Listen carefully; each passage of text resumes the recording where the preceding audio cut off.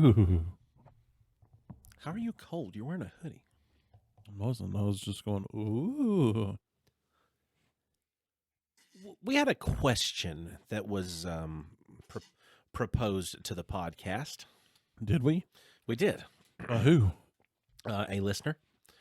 And they Like wanted, an A tier listener or like a B tier listener? I think all of our listeners are A tier. I thought so too, but I was testing you. Yeah, good. I'm glad I passed the test. I think that Except for that one, you know who you are. he said Also, it was a he. he got yes, you narrowed it down. He got into an argument with his girlfriend. Okay, so he's got a girlfriend. This is true. Log it all in. Okay. And okay. he said that he was trying to figure out whether or not the male form would have been better off if it did not include the testicles in the dangly bit spot, but had a more compartmentalized spot for them, like just left inside. I mean, technically, it is a compartmentalized spot on the inside. Yeah, but it's a dangly bit as opposed to a insidey bit, like your walnut. Yeah, like if there was no walnut, I mean, look, okay, would it improve or hinder? I don't feel like it would improve because we've all been in a place where it's real cold. This is true. And then you go out and you're outside and you're like, man, I really got to pee. So you go pee. You get that done. And it's like so cold that you're like, maybe I need to dig it out with a spoon. But you don't, because that'd be dangy. And you finish chopping wood and stacking wood and all that stuff, and you've carried it all in, and you're still cold. So then you go in the bathroom on the inside of the house, and you go and pee, and all of your stuff is so drawn up, it's like it's non-existent. Yeah. It's just like a wrinkly patch. Yep. So weird looking. Yes, this is true. But I feel like it'd be a detriment. It's already an ugly looking spot. Let's not make it any uglier. okay, so you think it would make it uglier Yes. if the testicles were ixnayed? Yeah, it's already ugly. We don't need it to be uglier. See, but the thing about it is, like, what if you have longer testicles? Like, what if sometimes they're more of a hindrance to you? Well, I mean, when it's hot, yeah. No, or what if you've just, I mean, I've sat on them. or what if they're just longer? What if that's just a thing? Like if you could throw them over your knee. It's just what if I met a man like we're that. going metaphorical here? I met a man that had something like that. So what if you could just make a real good belt buckle real damn easy? You know, one of those kind of things. Yeah. Well, I mean, I met a man who could stand there at the hood of the truck and lay him on the hood of the truck. That is. So what would that be improved upon? Like, here's the glance. If the balls weren't featured and they were just actually still working and fine, but compartmentalized inside. That's weird, and I don't know why we're on this conversation. It was asked It to would us be a by a hindrance. listener. It would make an ugly spot even uglier. And are you saying if they were like incorporated into the shaftal region of the phallus? No, I'm talking about just like maybe behind it somewhere up. Like tucked in there by the walnut? Yeah. I already said my answer. So you think it would make things worse? I think that'd make it even uglier. Okay. Well, I feel like it'd be easier to squish them. Maybe. But, I mean, I don't know how sensitive my walnut is. I've never been jabbing around in there. I don't know. And I think it would be way easier to tell whenever you... I hear like the proper way to stimulate the walnut is to grab it and yank it. Oh. Just like you're noodling. I think that, I don't know, like you would probably be able to figure out whether or not you had cancer quicker with either your testicles or your prostate if they were located more centrally to each other. Because once there was some inflammation, you would automatically be able to sense in a different organ. I feel like if your walnut was inflamed, you'd already know. Possibly. You ever had a real bad hemorrhoid? Yeah. Okay. Well, we're 50-50 on this then. Because I'd spoke my piece and I said it would probably be an improvement. I don't know why you would think that. I just streamline, baby. Like, just streamline it. But they're sensitive. Now, because they live outside. I feel like they'd still be just as sensitive inside.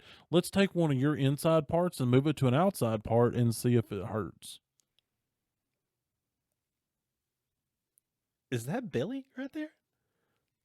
Is that Billy right there? No, it's King Kong. No, I'm talking about that inside part poking outside. No, that's a laptop charger. Oh no, what's that poking out from your shirt right there? Oh shit!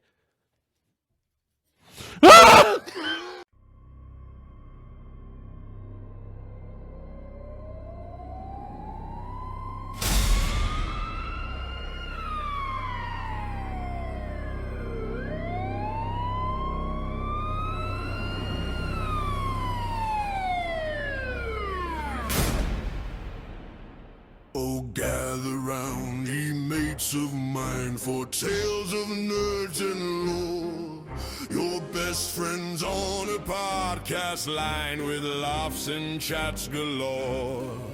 From comics bright to movies grand and games we love to play, we'll sail the seas of fandom land in our own nerdy way.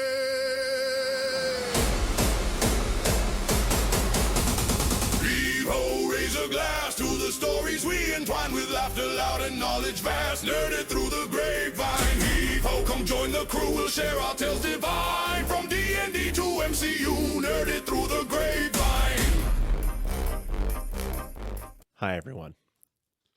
I'm Austin Shazam Pfeiffer. Hi. What's up, Tiny? What's going on, bruh? Sup, bruh? So I do. We are Nerd Through the Grapevine, the podcast where your best friends gather weekly to talk about our favorite parts of past, present, future nerd culture. And this week we are coming to you for Live Halloween special. It is going to be... I don't know, some Halloween music. Yeah, insert it's something we won't get sued for music right here for spooky.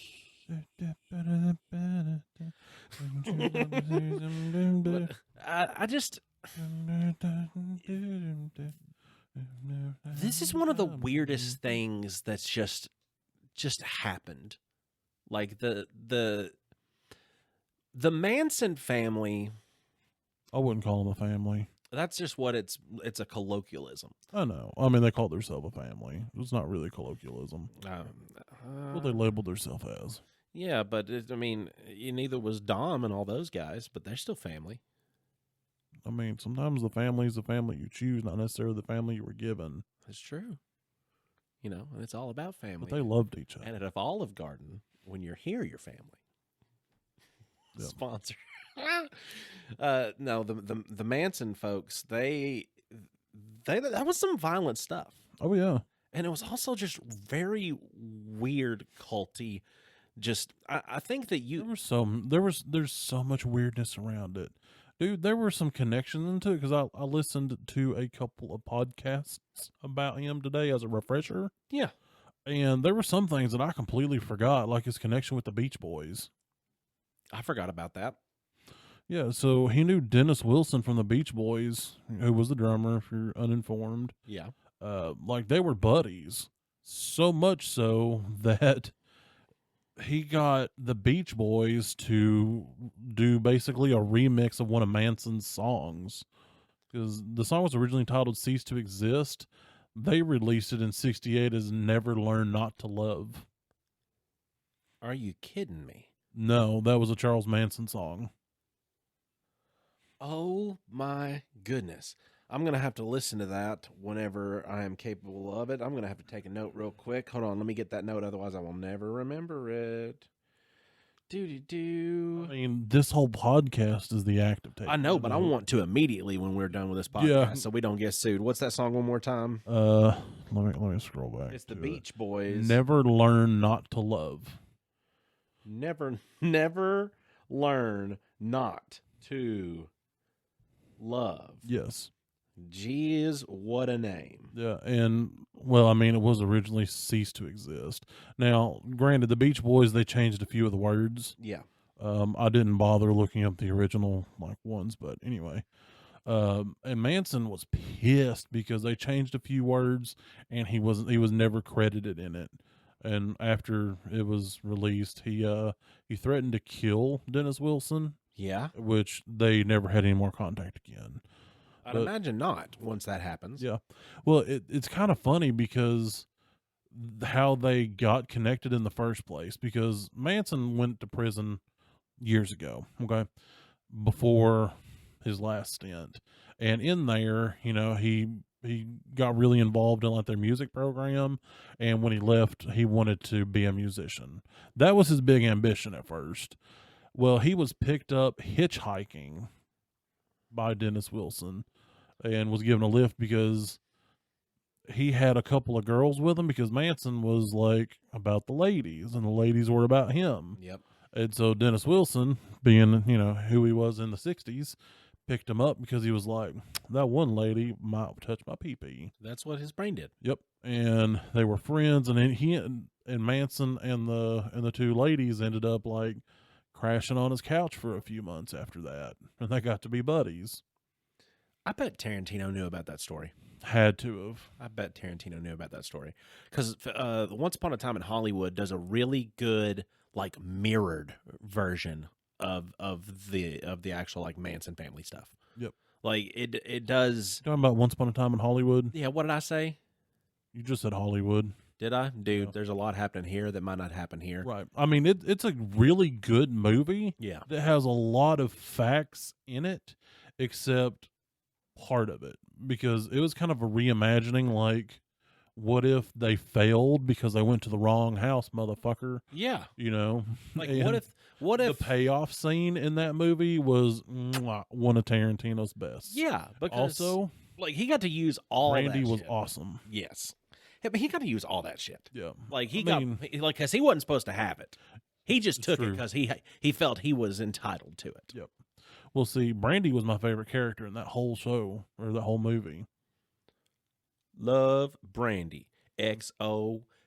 Well, I mean, you remember who Brandy was, don't you? I don't. That I She was a pit bull. Oh Lord. I mean, she was trained. She was I cool. forgot about the pit bull. Yeah, because remember when Brad Pitt is like, he smelled that cigarette that had LSD on it or something? Yes. And he's like all psychedelic out, and then Tex breaks in, Mm-hmm. and he's like, like telling Brandy to be all chill. And so she's sitting there, but she's watching. And the guy's like, I'm the devil, and I'm here to do the devil's business. And then Brad Pitt does the finger guns, and he laughs at him. And the guy's like, it ain't nothing to laugh at, man. And then he chucks the can of dog food at his face, and then he's like, and then Brandy springs into action. Yeah, I remember that. So all now. good. Yeah. I remember that all now because if it wasn't She for was a her, pretty pup. if it wasn't for her, they would have got the jump on him right then because Oh, he was yeah. in a pretty exposed state. Oh, yeah. But Well, he's she like, was ready to go. When she he was like, like, "Oh, this is it, right?" yeah. And he was like, come on, let me play for a sec. Yeah, I'm going to have to watch that movie when I get home. because if it wasn't for him living there and taking everybody out in one fell swoop, there was some struggle and there was some fight and there was some real good choreographed like scenes Yeah. that are happening during all that. Like bueno, mucho bueno. I think that the actual murder that happened of Sharon Tate, the actress, the gruesomeness of everything that happened is crazy that it could be it would have been something that simple to rewrite it. Yeah. Well, I mean, Manson is credited with 9 murders. So it wasn't even just the Tates Yeah. or the La Bianca murders. Yep.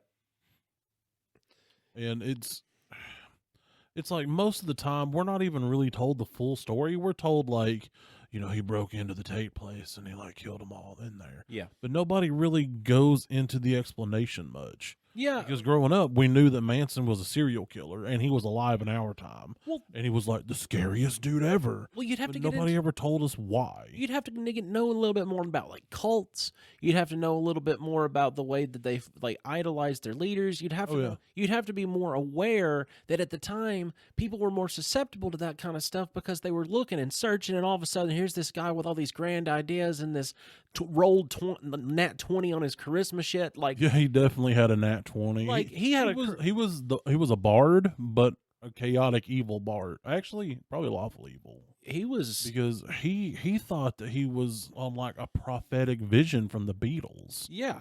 Helter Skelter. Helter Skelter. The entire White Album.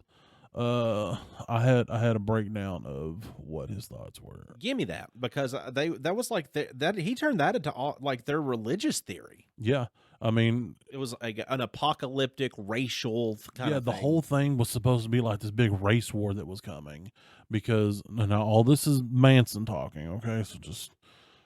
Because the whites were on top for so long that the blacks would rise up and then take over, and then he would be some of the only people left, and then somehow he became Christ's second coming. And so he had to at first start the race war and then hide and then come back out after, because they became like doomsday preppers. They had like 4-wheelers rigged up to hold guns and swords and shit. And the things from the White Album that he really latched onto was, of course, Helter Skelter, which was he thought was code for the coming of the race war, chaos, confusion, and the end of the world. Yeah. Where in actuality, the song's about a slide. And then he latched on to the word piggies, because the satire about the bourgeois society, Manson took it literally as a call for violence and revolution against the pigs or the man. Because they're pigs and they need to be slaughtered. Okay, Exactly. That's connecting dots. You getting your Charlie Day going there. Yep. And then Blackbird, which was a call for black people to rise up and start the revolution. Rocky Raccoon. Manson believed Rocky was a racial reference to a black person, symbolizing like racial vengeance. Wait, Rocky the Flying Raccoon? It's As Rocky in Raccoon. as in Rocky and Bullwinkle? No, this is a song from the White Album. Oh, okay. I forgot. I forgot about that. I thought you had moved on to a different No, thing. no, no. We're still on the White Jeez, Album. Jeez, oh Pete, he is. There's two more. So he did two. He did some damn. Okay. Yeah, he had a thing for like every song. Get it. Go ahead. Revolution 1 was seen as a direct symbol from the Beatles endorsing the coming upheaval, which the Revolution 1, if I remember properly, was just like trippy sounds and just random things. Like it wasn't a song. It was like more of an instrumental in like a trippy psychedelic-y way. That was number 9. Okay. Yeah, that's right. That's right. Revolutions. They say you want a revolution. Well, I'm not a big Beatles fan. So Yeah, I knew but I I've knew it seen was it Revolution something. but I've seen that. Across the Universe no less than 6 times. Right. And then the other one was Honey Pie, Sexy Sadie, or I Will. They were fragments from different songs that used to reinforce his narcissistic delusions, interpreting love songs as a personal message to him or his female followers. Like Honey Pie was like his ladies. Sexy Sadie, like he named, I think her name was Jessica, one of his ladies, Sexy Sadie. Yeah. And I Will was like him, like he was Jesus. He was the one to spur everything on. Like it's crazy what all he took from this one album. And here's the thing. I can almost guarantee that he received that prophetic vision while he was under the influence of some heavy psychedelics. Oh, absolutely. Because like with the whole music thing, like in prison, he got really into it because music can make you experience emotions and things. Now you couple that with psychedelics and all the drugs going around in the 60s, I can see how you could make a Charles Manson. I mean, it activated something in him most likely because he's pulling theory and he's pulling, meaning out of things that do not exist. I mean, well, he was also a textbook narcissist. Yeah, everything was about him. Into account, yeah, because it had to be about him. Yes. They had to be. This had so much to do with me that it is. No, this relates too much to me. I get. Yeah, no, that's stupid. Yep. But that's not my brain. I can look at it and I think it's a little skewed. But that makes perfect sense to him. Oh yeah. Well, he also taught that during Helter Skelter, he and his family would retreat into a bottomless pit in the desert, which he thought was in and around Death Valley. They referred to it as the hole in the desert or the pit. And basically, they would hide in there during the whole thing and come out at the end almost like the end of the book of Revelations, because he thought that would signal the end of the world, and he was the second coming. Sounds like the plot to Poltergeist 2. I mean, it's crazy, man. I mean, do you remember Poltergeist 2? I've never seen it. I think I saw the first one as a kid. The second one is just as creepy because there's a creepy preacher spirit demon. Isn't that the one that was also kind of a comedy? No, that's the third. The third is so just bad. No, there was one like kind of ghost movie that was also kind of a comedy. Frighteners? No, maybe it was just so bad that it was kind of funny. There's been a bunch of those. I mean, there's a preacher that literally has gotten a slew of souls as a power source because he had convinced an entire village worth of people that they were supposed to be in a specific area at a specific time, and they went into an underground chamber and they sealed off the top of it with a rock, and a little bit of dynamite, so the chamber would close off, and that they would be down there until the end of times, and then the Lord would come and save them. He had received this prophecy. This is going to happen. They all starved to death, praying to him. And man, it is, dude. That's crazy. It's a crazy, because I mean that's literally like the idea that the Manson family is going to go into a hole in the ground and seal it off and be safe until the apocalypse is over, and then they're going to get out and everything's going to be fine. Yeah, I mean, Like, well, like that was his whole operating procedure was preparing for that race war, because he also sent his people on what he called creepy crawlies, which they started off. I'm not going to say innocent, but fairly innocuous, because the whole point was to learn to be stealthy. yeah, They would break into people's houses and move all the furniture around and then leave. Like, not steal anything, but just rearrange these people's houses while they slept, yeah. then leave the house. Like, what kind of fucked up person thinks of that kind of shit? Because psychologically, that would wreck you. That's awful. Yeah.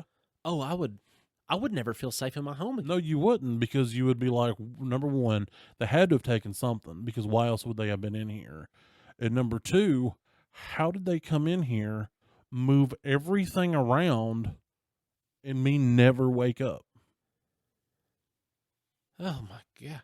Yeah, that's that's a lot to try to process, because I mean, the problem with me with certain things, especially something as frequented in the media that the Manson family stuff has been, like, my brain has a lot of it overwritten by the Once Upon a Time in Hollywood fact and fiction. So like I can't remember anything I've seen and read so much on it that, like, now it's just like it's oversponged, because everything that you're telling me, this is fresh information now. Yeah. Well, So I'm like, well, when's he fight Bruce Lee? it's true. Well, he would also send them on garbage runs, which he glorified scavenging as a spiritual act. Like, that's where they got their food from. That's where they got their clothes from. Like, everything that they got was from dumpster diving, because they weren't supposed to, spend money, because, well, in the apocalypse, we're not going to have money. So let's just go ahead and get ready and get used to it. Like, when they got to Spawn Ranch, their whole bartering system for being there was, hey, you get to sleep with one of my ladies. She's at your beck and call. Yeah. And the guy was like, cool, y'all can hang out here as long as you want. Yeah. That's oof. Yeah. He was all about control. I mean, really. Because he would even give them just like weird stuff to do. Like, he wanted them to somehow acquire buckskin and then make him a full suit out of the said buckskin, to signify that he was the Christ. Yeah, Like, that was going to be his Christ outfit. Why a deer, though, to signify? I don't know. That But doesn't. he was also quoted with saying the garbage is more pure than the people who threw it away.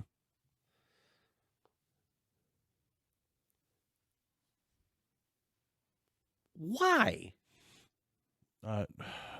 Because he thought, number one, capitalism was evil, because he was unsuccessful, therefore everything was out against him. So he had to reject everything of normal society. Okay, so he was just an extreme contrarian, Yeah. as well as I'm right, you're wrong. Yeah. It's all about me. Right. And I want it to also be all about me, but since you're not making it all about me and my music, man, because I make the best music in the world. I make the best music in the world. If This is you proven. all- This is proven by the Beach Boys. Yeah. Look at this. They stole this from me. Yeah, they stole this from me. You know the Beatles, the White Album. This is about me. This is a message for me and about me. Let's see. Do you know the timelines on all the different murders? Let me see. It's in here. Let me scroll back up. Because I've got it. I've got it for you real quick here because I was trying to get some things pulled up just so I can contribute to actual facts as opposed to what I've got from fantasy. But it took place from July of 1969 into late August of 1969. Yeah. The Gary Hinman was the first. It was over a money dispute. It was the over the revolution message. It was the you know. Then you had the Tate Group, which was sparked by the Helter Skelter. That was the cult-driven apocalyptic terror kind of like vibe that it gave everybody. That was the one that hit the hardest. The La Biancas, that is the Pig Elites that you were referencing, and then Donald Shea was of Betrayal of Family. Yeah, there was some more in there too, and some that was attributed to him but not confirmed. Yeah, because the six confirmed was, like you said, Gary Henneman, Sharon Tate, Jay Sebring, Abigail Folger, Wojtek Frykowski, Stephen Parent, Lena LaBianca, Rosemary LaBianca, and Donald Shorty Shea. Those were like the people that was at the Tate place when everything went down. yeah. He was also attributed or suspected to have killed John Philip Hott, known as Zero. He was found dead in 1969 from a gunshot wound, ruled suicide. Many people suspected foul play. And he was associated with the family, and they had like an argument style thing. They wanted to and all of them kind of fit into that same kind of bracket of these are the ones who are the elite of all of these spots. Honestly, that they're in. Not all of them. The 9 confirmed, yes, but the little side ones, not so much. Yeah, because they could have had testers as well, right? Because the one that really spurred it on was a gentleman called Lotsapapa Crow. Okay, continue. Okay, I'm not going to ask any more questions. That's as much as I get. That's as much as I got. Well, his real name was Bernard Crow, but he went by Lotsapapa. Lotsapapa Crow. Yep. So Tex, one of the members of the family, would get sent on money-making missions. Manson would be like, you need to go make us some money so we can do X, Y, or Z. So he ended up getting a hold of like 9 pounds of marijuana. Yes. And so he talked to Lotsapapa Crow, which was a known, like, I wouldn't say necessarily kingpin, but let's just say more like a distro. Yes. For marijuana in the area at that time. And he was also a black man. So Tex was like, hey, I got these pounds of weed. You want it? And Lotsapapa was like, yeah, man, I want that. I can use that. I'll sell it. So here's money. And then Tex was like, I left it over here. And so he leaves and doesn't come back, takes Lotsapapa's money. Yes. And Lotsapapa can't have that happen. So he goes and seeks. So he goes to try to get it back. Well, Manson hears about it. Hears Lotsapapa and his dudes are coming. And he's like, this is how it starts. This is the beginning of it. Of course it is, because they started it. Right. And he was black. They had to instigate. And according to Manson, Lotsapapa was a member of the Black Panthers. Oh. Which, if you don't know, is at the time was a very predominant black group. I don't know if it's necessarily a hate group. I honestly don't know a lot about the Black Panthers. I just knew that it was a black people group. Okay? Don't come for me. Well, they were a little bit more on the side of. I think they were like the extremist of the civil rights movement. Well, they were the voice of the silenced anger. Yeah, that was kind of their point was to be that they're not afraid to be loud because we're supposed to be kept quiet. Okay, I think that was the biggest thing. Okay, like I said, I just honestly don't know. Amongst others, right. Well, he set up a meeting with Lotsapapa. He goes, all right, man, we'll get this all sorted out. We'll get this sorted.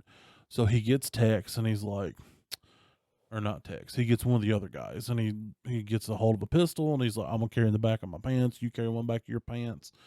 We'll be good. And at the signal, I'm going to give you a nod. You're going to pull the gun, and you're going to shoot it. So they get there. They have the meeting. He gives the guy the nod, and the guy... I can't remember the fellow's name, but he's the one that actually left the Manson families before the Tate murders. Yeah. He freezes. He goes, he's never killed a man. Well, he thought he was so brainwashed into thinking that Charles Manson was in control of him that he got scared because his body didn't just do things when Manson told him to. Because he thought his arm would just grab it, do the thing, and it would be done. But then he's left with a decision and it scared him. So Manson pulls his own gun, takes the shot. He thought he killed Lots Papa, but Lots Papa didn't die. He was hurt real bad, cowboy, Yeah. but he lived. And so he gets back and he's like, hey, I killed a Black Panther. It's time. And everybody got geared up and Yes. followed him because that's what you do when Yes. he's the leader. Yes. They And follow then the shortly after that was all the events that we've heard about. leader. Yeah. So, but it had a huge cultural impact, Oh, yeah. and he was I believe that he had also wrote letters to Ed Gein Yep. because he kind of idolized his work and dedication to the craft, Mm-hmm. which that should tell you something. Yeah. Yeah. And the thing is, too, he didn't actually kill anyone. Right. He did, but he didn't. See, that's the moral debate to this is He coerced and He- controlled and manipulated I others. wouldn't to do his even bidding. really say he coerced. He brainwashed these people. He rolled a nat 20 on persuasion, True. and they all went along with it. He silver tongued his way into infamy. Honestly, he's kind of like a very small scale version of Hitler. Yes. It's a very small scale American version of Hitler because just the way that he was able to speak and get all these people on his side, even though he was saying the craziest shit, like literally the craziest. He was even able before he died to, just from him being him, have people outside of prison write his letters. One lady married his ass. She was like 20 something. And then it was Crazy. it was in the 70s that he carved that X into his forehead. Yep. Because he carved that into his forehead because to remind everybody just upon visual glance on him that he has been X'd from society. Yeah, he X'd himself. Yeah, he is out. You look at me, but I am not what you look at. Look Well, at this X. I am not he. I am me. He also did that shortly after they removed his right to represent himself in court. Because Yes. for a while, he was his own lawyer. And as we all know, that's a great thing to do when you're on trial. Yeah, you're surrendering your ability to have a mistrial representation if you do that. Like you can't do that. You could never claim a mistrial if you are representing yourself, and they make you drastically aware of this upon saying I want to represent myself. Are you sure? You can't claim to have a mistrial. No, I'm going to represent myself. I'm a simple country lawyer, chicken. Yeah, which is the dumbest thing because the point of hiring the lawyer is that person studied the law. They're a law boy or other. They know the stuff that you don't. And they also know the proper procedures of things because he carved that in to say, yes, he's Xing himself out of society because he said, I've X'd myself from your world. You've took away my ability to speak. Now you can tell by looking at me that I'm no longer of your world. And then he got scrambled eggs on him Yeah. on them brains. And then some of his followers showed up with the X carved into their forehead right after that to court. Because, well, Big Papa Charlie did it. And he was known for doing just crazy things in court. Like that one, the singing and chanting. He would sit in the gallery and hum or whisper. At one point, him and his followers would sing Helter Skelter kind of low. Sometimes they would his people that were there would mouth silent prayers, and they would give him these weird looks, almost like, "Hey, man, we're gonna do that thing." He did what they call the knife dance. So he did that pulling your finger across your throat thing, danced and glared at the judge, and come at him with a sharpened pencil, and he said, "You're already dead, man. Let me take you off your head." someone should cut off your head. The judge that was the judge older, which was the judge presiding over it, he started to carry a loaded revolver under his robes for protection. That's not a thing judges do. No.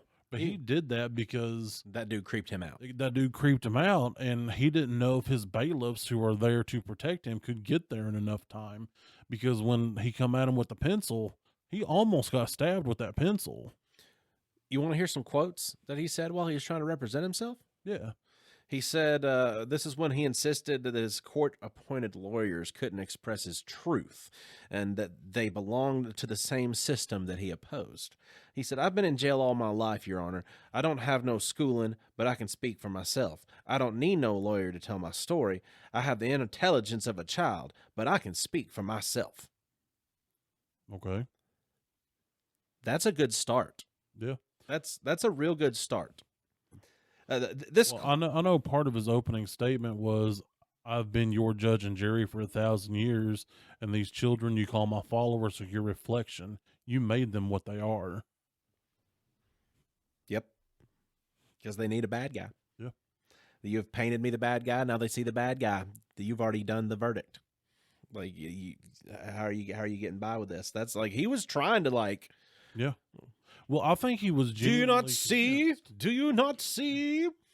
Yeah, I think he was genuinely convinced of the nonsense he spouted. He said this is what he had said to Judge Older when he had restricted the ability to question witnesses directly because he was using cross-examination to harass and preach. Yeah. So he said, the court won't let me tell my side. I can't tell the witnesses that they will prove what I'm saying. You're afraid to tell the truth, Your Honor. That's what's happening here. This is crazy. Jesus. This on the box of puffy chocolate covered cereal is for Cocoa Puffs, man. Straight up. Yep. Straight up, because the point that I was making on he was trying to paint, like, say that they paint me as a villain. Like this was him reflecting on the attempts to shift the moral blame from himself onto society. Mm-hmm. So he said, these children are your children. You taught them what they know. You're only trying me because you need a villain for your fear. I'm not the devil. I'm what you made.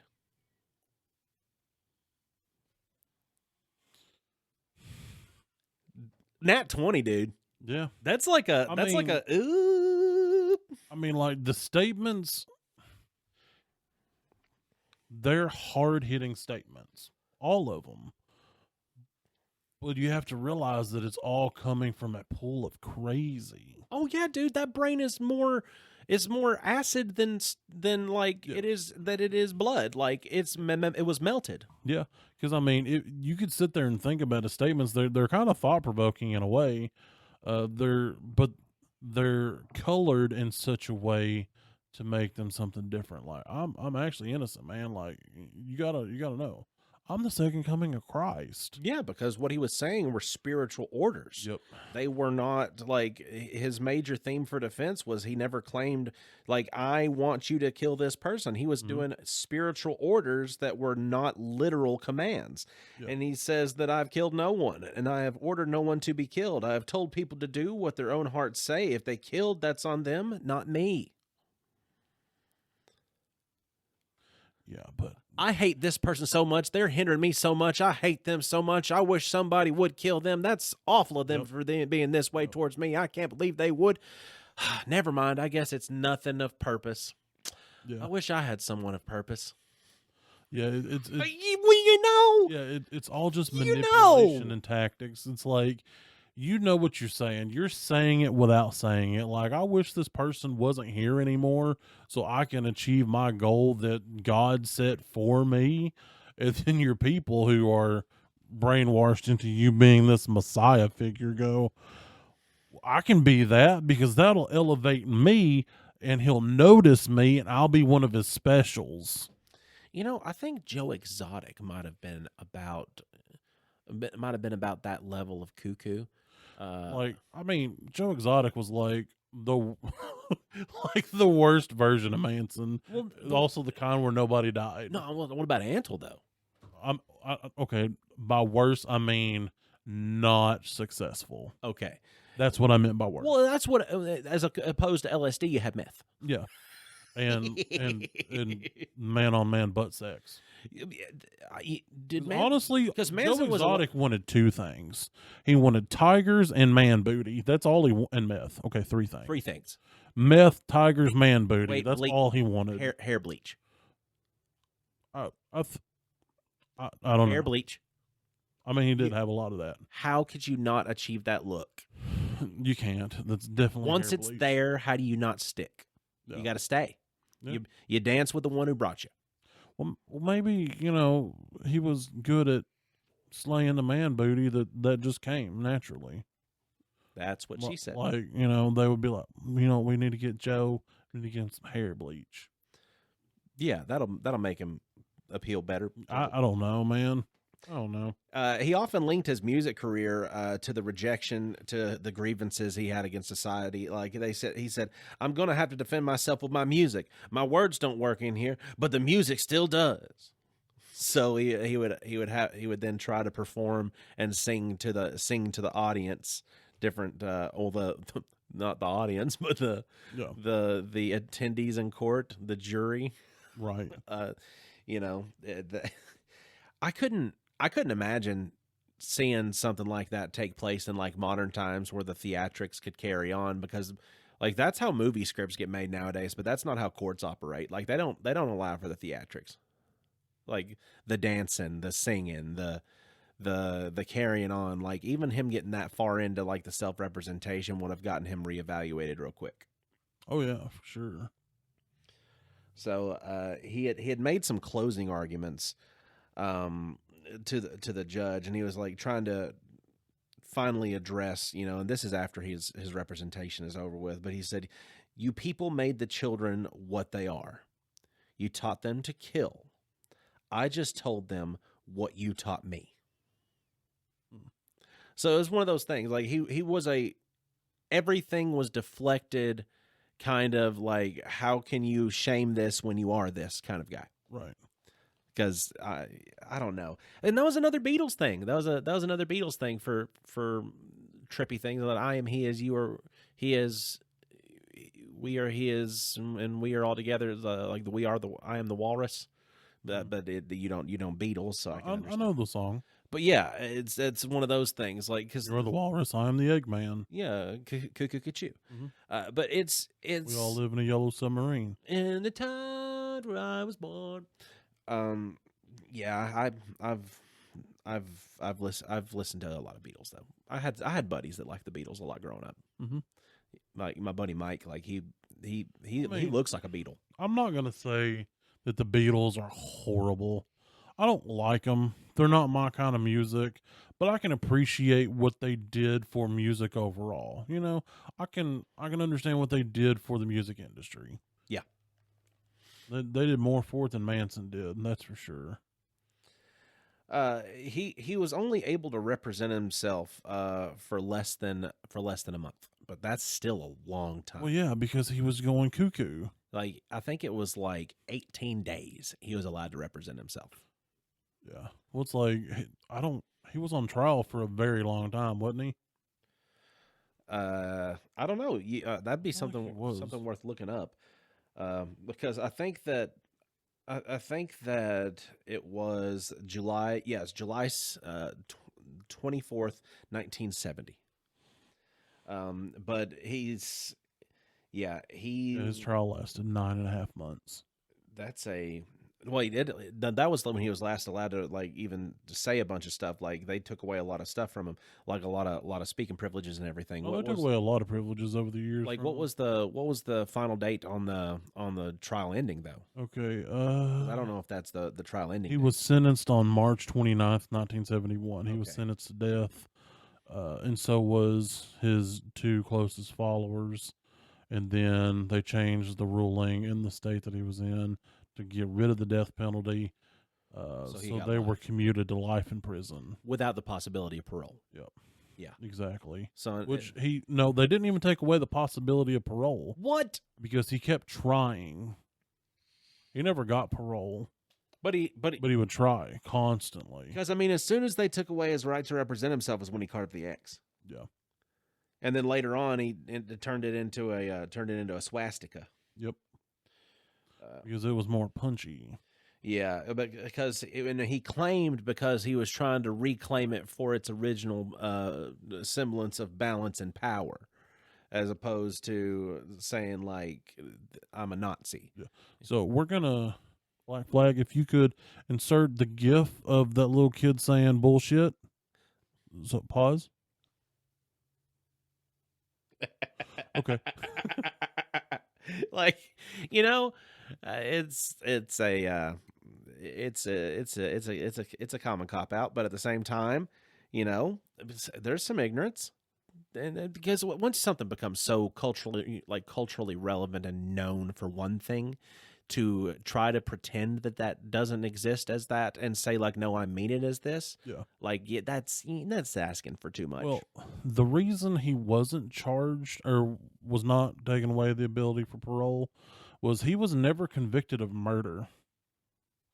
His charges that he was convicted of after 9 days of deliberation were about conspiracy and because Mason, Atkins, Krenwinkel, Van Houten, they were all guilty on all counts of first-degree murder and conspiracy to commit murder.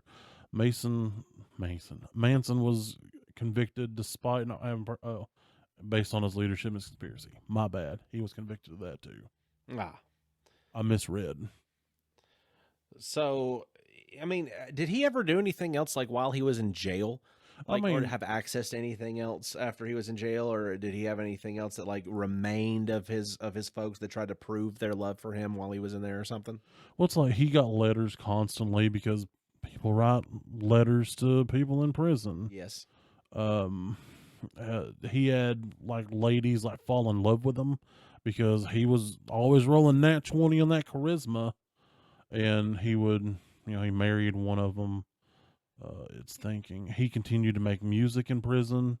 He occasionally recorded music and spoken word tapes during the 80s and 90s, which were smuggled out of prison by other people and some of his followers.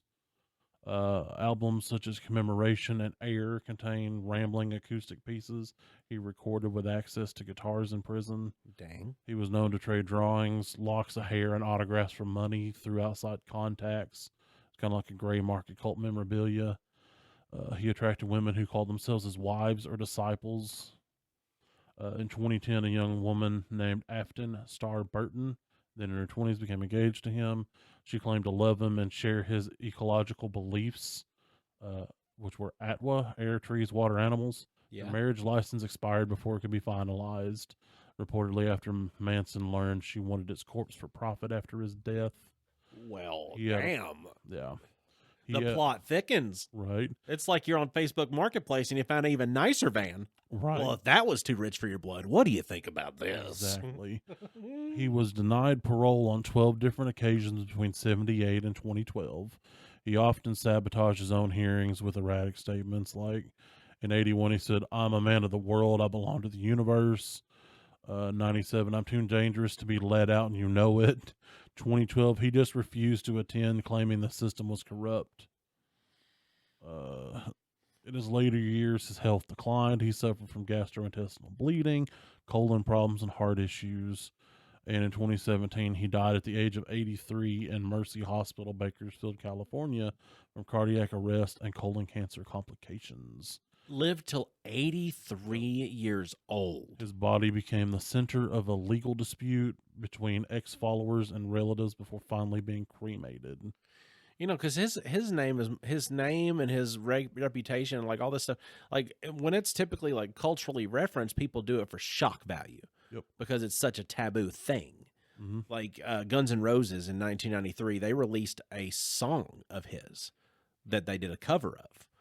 It's called "Look at Your Game, Girl," and it was off of an album called "The Spaghetti Incident?" The Spaghetti Incident? Weird. Yeah, it was basically one of those things for them to just like, no publicity is bad publicity. Let's spark some controversy kind of thing. Yeah. So it was a shock rock kind of idea. Same thing that happened with Marilyn Manson, taking the name like Marilyn from Marilyn Monroe, with Right. somebody so loved, with somebody so hated like Charles Manson, Yep. and he combined the two characters together to form Marilyn Manson. His name is Brian Warner. I believe, right? Is that correct? I think Is it so. Warner? I don't. I don't want to be incorrect on Marilyn Manson's name. I don't know. One of the last interviews the Manson had, he ended it with a quote: "I'm nobody. I'm a tramp, a hobo, a boxcar, a jug of wine, and a straight razor if you get too close to me."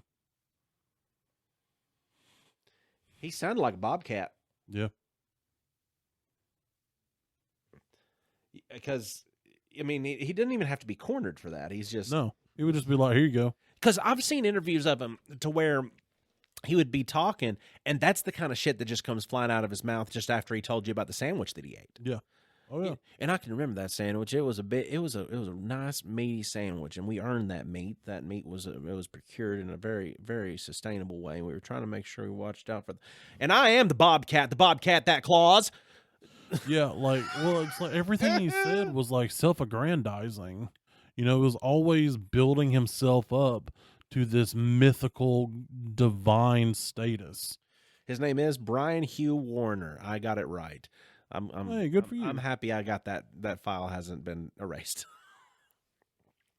I don't know if there's been anything else like that as far as somebody being, at least as far as like send them out to do prolific murders. Now, yes, there have been cults, and there have been big instances of bad things that happen involving with cults.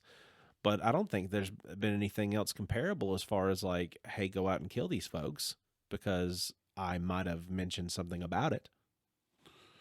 I mean, I'm sure there is, but I don't know about here because I mean, there's cults everywhere. I mean, there's enough crazy to have to worry about within these island, this continental, left, right ocean. We got Atlantic, we got Pacific. What happens here? There's a lot. Yeah. Well, and oddly enough, one of the worst cults that I've ever heard of was actually in Canada. Explain. I want to hear. Apologies. What is it? The land of apologies. Yeah. Oh, I'm sorry. The Anthill Kids. I think you had mentioned something about the Anthill Kids to me before. Like, oh yeah, like it's. Wasn't that did you read about that, or was it a show? Well, there was a podcast I listened to for a very long time. They have several of them. They're on the same podcast network with the same hosts: serial killers, cults, assassinations, and I think one was dictators. Okay. But I listened to serial killers and cults. Okay. And so, like, they would start off, like, in first episode talking about the person, how they became the cult leader, like, from childhood up to that point, and examine them from a psychological standpoint. And then the second part, which would be the next episode, would be about the events that would happen when they were active and the psychological standpoint behind all of that. Yeah. And so, basically, high speed, low drag. The guy wanted to be a doctor. He was stupid. He couldn't be a doctor because he was stupid and couldn't learn things. I understand. It takes a certain amount of learned knowledge to become a doctor. Well, he was also lazy. So it was his fault. But anyway, so then he developed stomach issues. Doctors couldn't figure out what it was. Or maybe they did and he didn't believe them. But anyway, untreated stomach issues. What happens? Like ulcers, something to that effect. And so then he started a cult. He would do medical doctor things because I'm a doctor. And he knew more. He performed surgeries on his followers. Okay. Like amputations. Whoa. Like he mangled the bodies. He did a C-section on a lady. She died, right? Yes. I figured. He would wear body parts on himself. Like he made a thing out of one of his followers' rib bones that he wore like Native American style across his torso, and like, yeah, that is gruesome. Very gruesome and brutal. He did not limit his medical things to just his followers because he also performed surgery on himself. Okay, so how did he mangle himself? I think he removed part of his intestines, if I remember properly, How did he remove part of his own intestines? with a knife. While he was awake Yes. and locally anesthetized? No. Just did it. I don't like you didn't do anything bad. I'm not mad at you. So I just want to let you know. Okay. But if I could put you in the well right now for how this has made me feel, like you would already be down I there. mean, how do you think I felt? And this was a cult that was funded by selling jams and jellies on the side of the road. That's crazy. And they called themselves the Anthill Kids. That was the name of their jelly and jam company. Because there's supposedly a one of those around like currently called the Yellow Deli, and this is supposed. I haven't researched into it, but supposedly they're a cult that allows you to stay with them and to like communal live, and they require certain things of you, and you can work at the restaurant, but you're not getting pay, and like the restaurant's a hopping like sub place called the Yellow Deli. Yeah, I remember hearing something about that at some point. So I don't know too much about the in-depth story on that, but it's apparently not crazy enough that something's gotten involved to stop it because it still exists. I got some good looking sandwiches. God, I would love a sandwich. I think that might be what I end up eating as soon as we get done with this podcast. Nice. What did you eat before you came out of the podcast? Was it taco? Yeah. I thought I remember that tint of green that only comes from a Baja Zero. So Yeah. I mean, there's part of one still sitting out there waiting on me. a Baja Zero? Mm-hmm. Oh, I thought you meant a Taco Bell. No. I gooned too hard at Taco Bell today. Tony, that's not what it means. I mean, I was so full when I was done. I only got like a couple burritos. I got, the grilled steak and cheese burrito. I had fries. That's a meal. Yeah, I got that Plus- and like a cheesy double beef burrito. Mm. And I made the taco like a taco supreme, no lettuce. Cheesy double beef burrito still exists? Yeah. Is it on the app? It's also on the menu. Oh, I just don't. It's in their value section, even though it's like $4. That's a value these days. Yeah. Like that meal was $19. And I'm like, what the crap? I can't. Yeah. I mean, It was tasty though. I got a meal from Taco Bell delivered the other day, and it ended up being. But that's the thing. Like, if I'm having to leave the shop and go and get something, like I can't do it. I gotta get delivered what I can get delivered. But I was really feeling some Taco Bell that day, and I'm also a Fire Rewards member, so I can get a free cheesy gordita crunch anytime I order through the app. That's awesome. Like anytime I make another order, they're like, "Hey, you got a free cheesy gordita crunch because you're a Fire Tier member. If you want to make it this order," I'm like, "And by God, I do," because that's like a $5 menu item. Nice. Thanks for joining us, everybody. I hope that you have a wonderful and safe Halloween evening. If anybody tries to hitchhike with you, I think you know at this point that you don't pick them up, especially if it's in the evening time. And especially if they've got, now that it is Halloween, and the way that some people can dress and try to present themselves as like, hey, look at me, I'm sexy cow. Hey, look at me, I'm sexy plug. I'm sexy socket. Like, it's just it's these things. Like, just don't pick them up. You don't have to pick them up because we've warned you already what can happen. I mean, I saw a sexy witch this weekend. Was that at the festival that you went to? Yeah. Well, yes, it was. Was this like a literal, like, dressed up kind of thing, or was this like a sexy woman who happened to also be a witch? Both. Okay. It was a both. Well, then, you guys have a great and safe Halloween, or if you go trunk or treat, you ruined it. Yeah. Heave-ho, raise a glass to the stories we entwine with laughter, loud and knowledge vast, nerded through the grapevine. Heave-ho, come join the crew, we'll share our tales divine, from D&D to MCU.